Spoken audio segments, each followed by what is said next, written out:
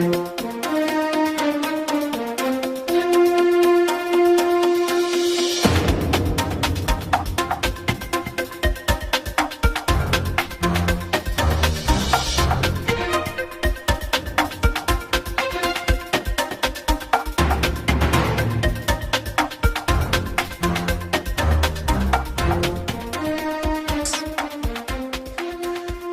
than 1 year ago, the National Ombudsman of the Dutch Kingdom, that is the National Ombudsman of the Netherlands, Curaçao and Sint Maarten, gathered on Aruba to lend support to the Parliament in its quest to pass legislation to establish an Ombudsman institution for Aruba. With the National Ombudsman of the Netherlands also being the Ombudsman for the Best Islands, the need for us as Ombudsman of the Dutch Kingdom to meet on a yearly basis to exchange best practices, discuss common issues, and lend support where desired was recognized and established. In fact, I'm not so sure if when we discussed it last year about lending support, my colleagues envisioned that it was hard work like we did the past 2 days. To make it all happen, budget neutral, we called upon the Department of Internal Affairs of the Netherlands, BZK, which earlier had expressed commitment to support good governance in the overseas territories. This initiative, of course, was a great opportunity for them to act. We immediately, as Ombudsman, called upon BZK for support. I thank BZK for their contribution towards empowering the Ombudsman work on the islands by taking care of travel and accommodation expenses of the Ombudsman and support staff, as well as a representative from Aruba who joined us for the 3 days. Also sponsoring part of this session, which I look forward to be a very interactive session considering the many questions I often receive from persons present and not present in the audience this afternoon. As the first Ombudsman of Sint Maarten, I consider myself to be an important ally of the executive branch, government administration, as well as private entities with public authority in promoting good governance. It therefore gives me great pleasure to have several representatives of public entities with public authorities, ZBO's, present at this session. It is the intention that we start contacting the ZBO's soon to closer discuss the role of the Ombudsman pursuant to the law, which gives the Ombudsman the mandate to also investigate propriety in that sector, the ZBO's. The first formal annual gathering of Ombudsman of the Dutch Kingdom is scheduled to be closed tomorrow after an evaluation meeting of the events of these 2 days. I thank the Office of the Prime Minister for providing security, transport, and protocol to receive our guests. I thank the USM for their service in accommodating the workshops for the civil servants, Great Bay Resort, and you, the audience, for coming out. We look forward to interact with you this afternoon, get your feedback and suggestion to enable us to better serve the community of Sint Maarten and Parliament, to whom I report. Thank you. The most important thing I think for all of us as we're sitting here, serving society, be it as a minister, be it as a member of parliament, ombudsman, judge, a high official, what we are doing is trying to make things better on this island, trying to make things better in my country where I work, and trying to make things better in the Kingdom of the Netherlands. And for that reason, I think something's happening now. But this can be said out very loud. I, as Dr. Arnijn already mentioned, am as grateful as she is that the Ombudsman of the Kingdom have the opportunity and the possibility together at least once a year to do this important work. What we find out in the last 2 days and what we were finding out when we met in Aruba last year is that there is so much in common, because serving for the citizen is a big, big thing to do, and in what part of the world you are acting actually is not that important, because the things we come across and the things we can do are rather similar, be it that context from time to time differs. And we, the four of us, the four ombuds institutions, one is almost there and the three others are already established, is that we take as a point of starting, a point de départ, that public administration is there for citizens and not the other way around. And if we take that all as our starting point, I am sure that we will help all those people out that are in some way getting into trouble with administration or politics, or have some serious problems concerning social benefits, housing, debts, and all those other things you wish people not to come across with. So we have, I think, and I hope, as this point of starting for the discussion we will have in, let's say, half an hour, 3/4 of an hour, that we want to deliver. We want to take our role. We want to be serious in fulfilling our tasks. And we want, I say it again, we want to serve this society and the citizens that live in it.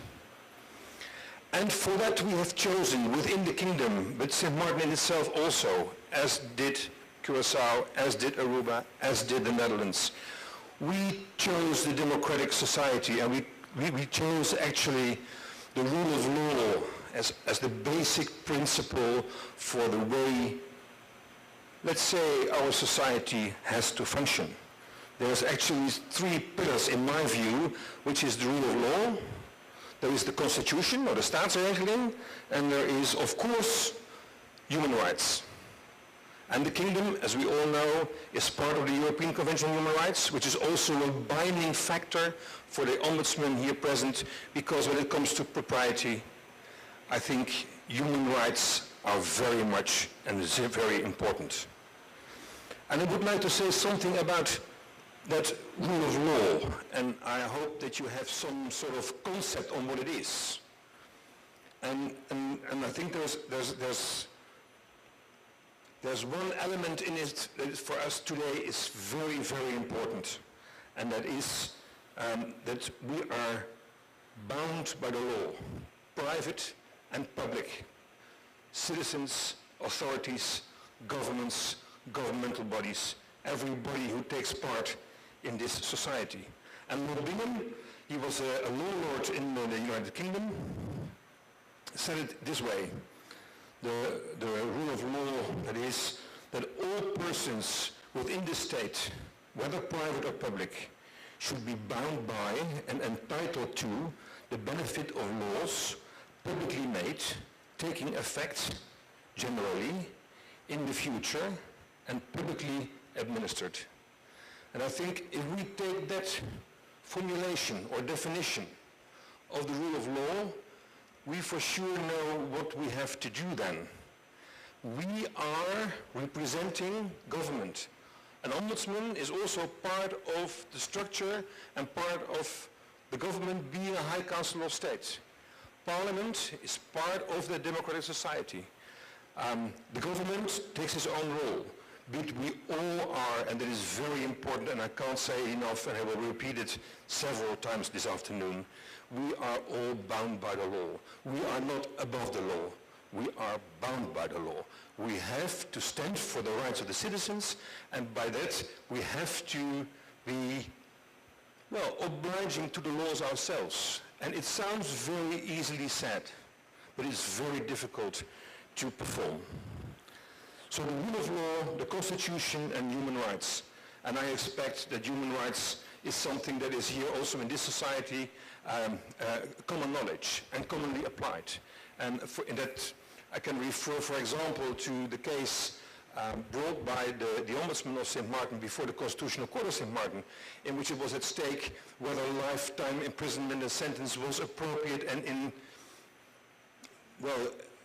accordance with human rights as explained by the court in Strasbourg. And we found out, I think you even here in St. Martin sooner than we in The Hague, that there is some restrictions by this convention and human rights that has effect on the way we formulate our laws. And it had a big impact, and the impact of the Constitutional Court of St. Martin is also feasible now in the Netherlands, where our Minister of Justice now is writing a sort of letter of understanding or draft law to Parliament, so that we in the Netherlands are also in accordance with human rights. So human rights is also a binding principle on all the islands.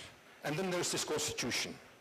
And the Constitution is for Ombudsman and for High Council of State very important. Why?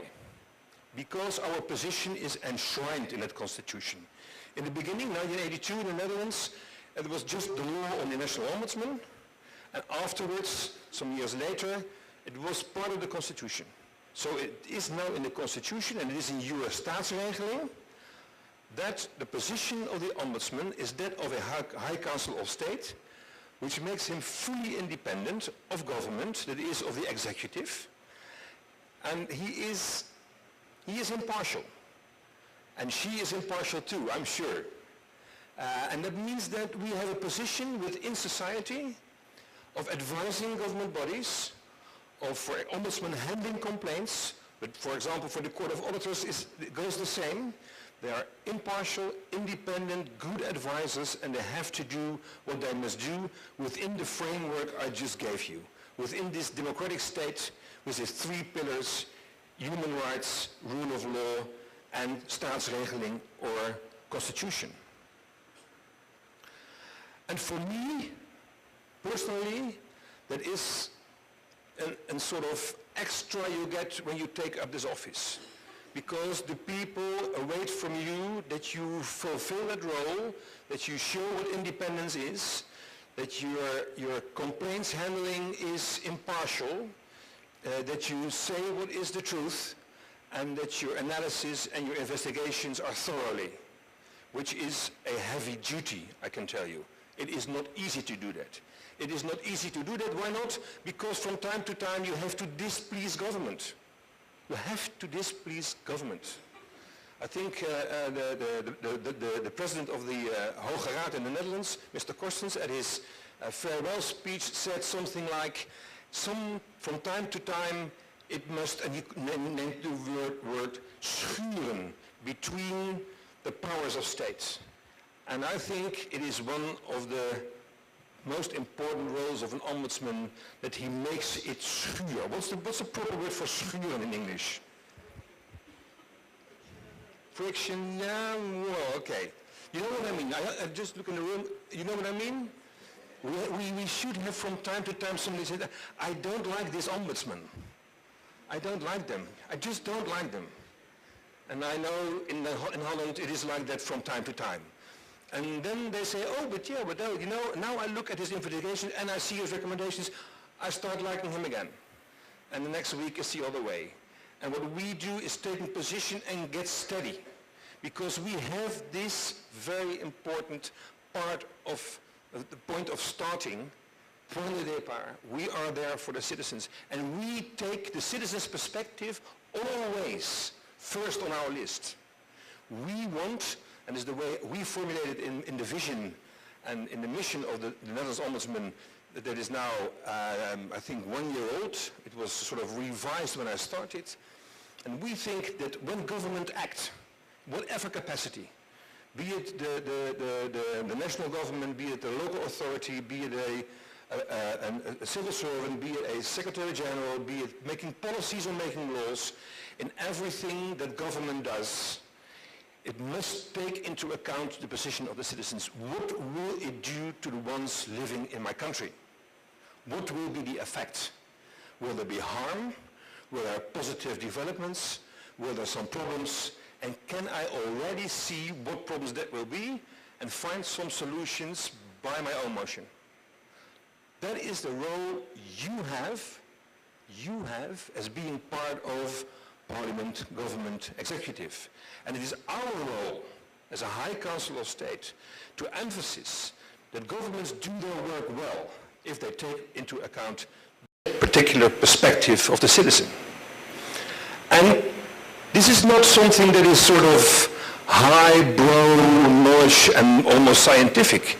We found out these 2 days, yesterday and today, that civil servants in this country very well know what it means, the perspective of the citizens. And we were discussing how we can do better. And we were discussing what type of problem we come across.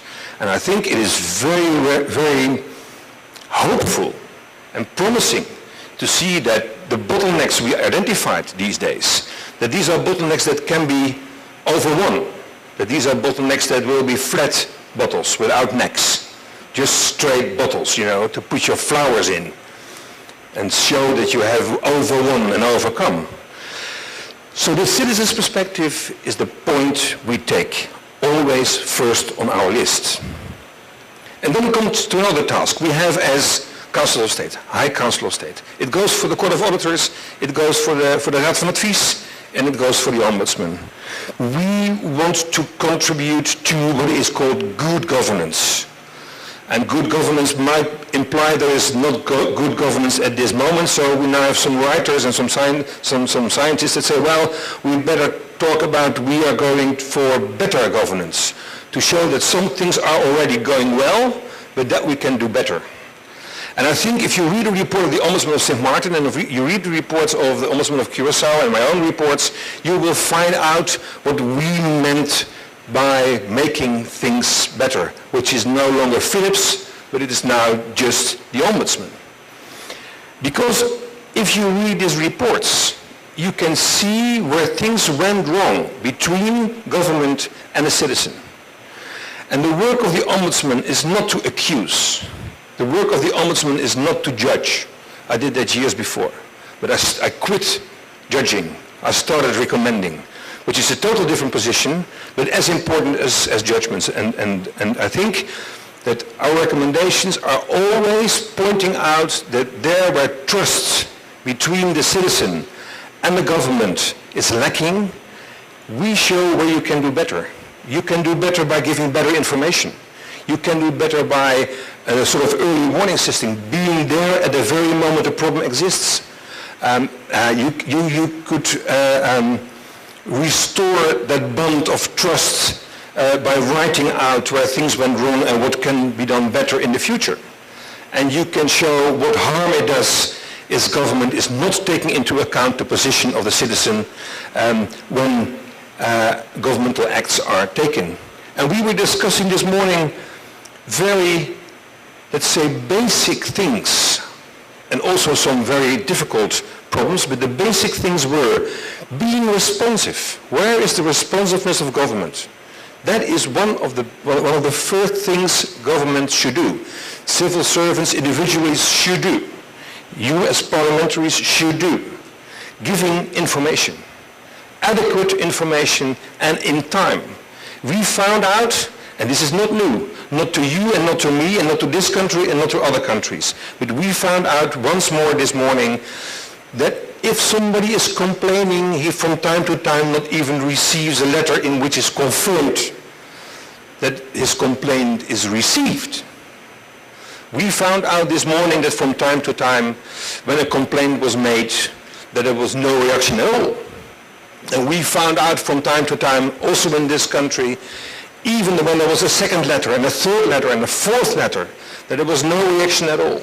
And I came across these problems also in my capacity of the Ombudsman of Bonaire, Statia and Saba. And I come it across almost every day in my capacity of Ombudsman in the Netherlands. And we will have work forever, because I'm sure governments will make mistakes and they will go on and trying better.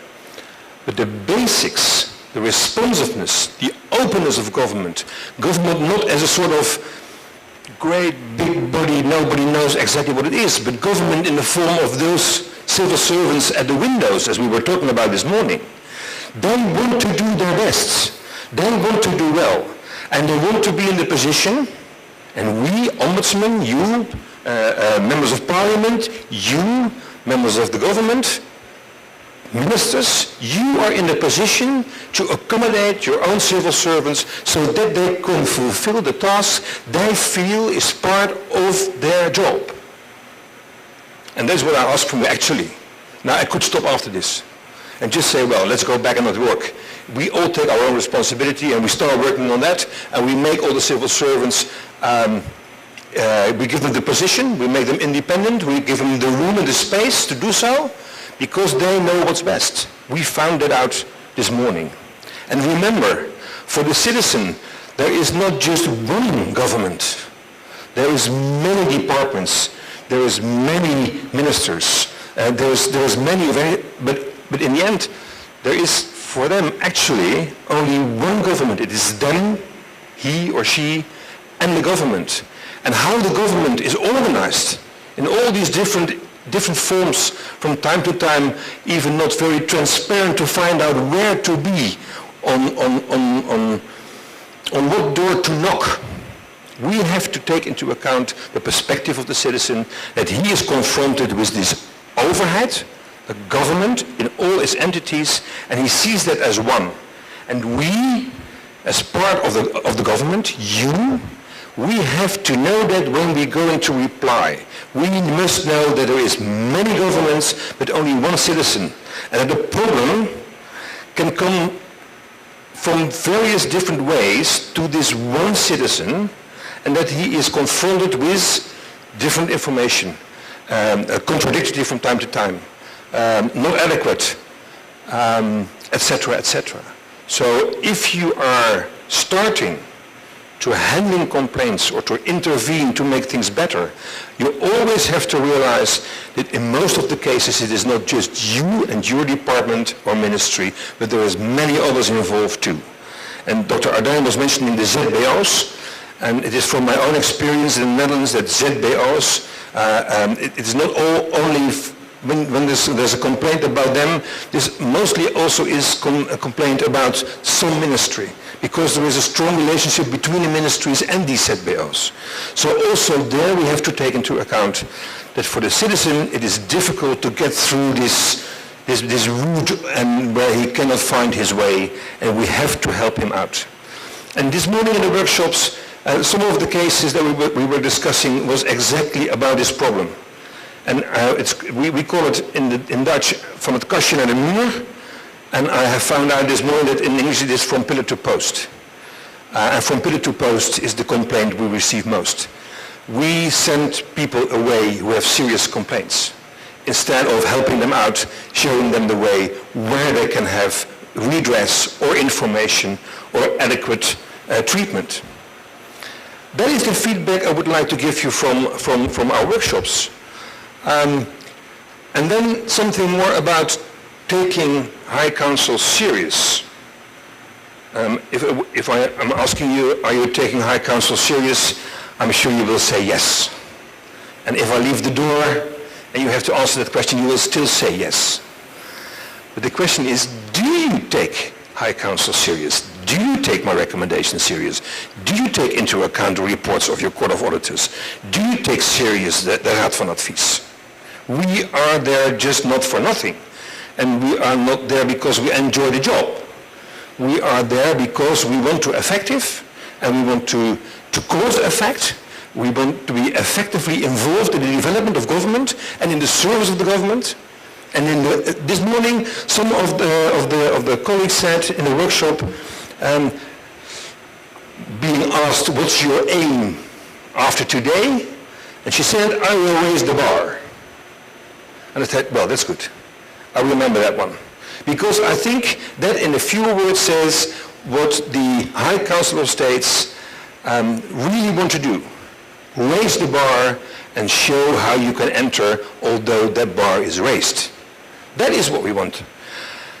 And the effectiveness of our recommendations, and I know in all the countries, the 3 countries with ombuds institutions, we work in the same way.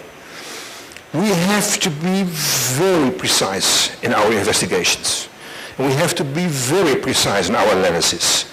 And we have to be very precise in our recommendations. Otherwise, you will not follow them. And we have to make you follow our recommendations. And these recommendations, if you read them carefully, are never inspired by a political view in the common sense of the word. Yes, there is politics. We want to go somewhere with the society. We want to make things work for our citizens. But there is no way, and not that I know, am aware of, a sort of political content in our recommendations.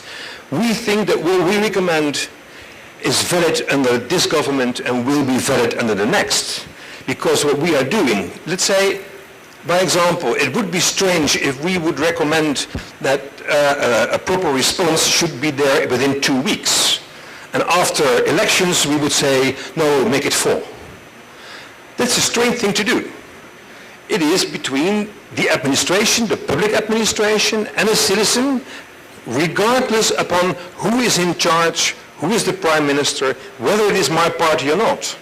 And that is something I think all of us found out this morning, and we knew it already, but it was very nice to say it out loud, and not just by one voice, and not just an ombuds voice, but the voice of the people in the room, in the classroom. It was a classroom of the university.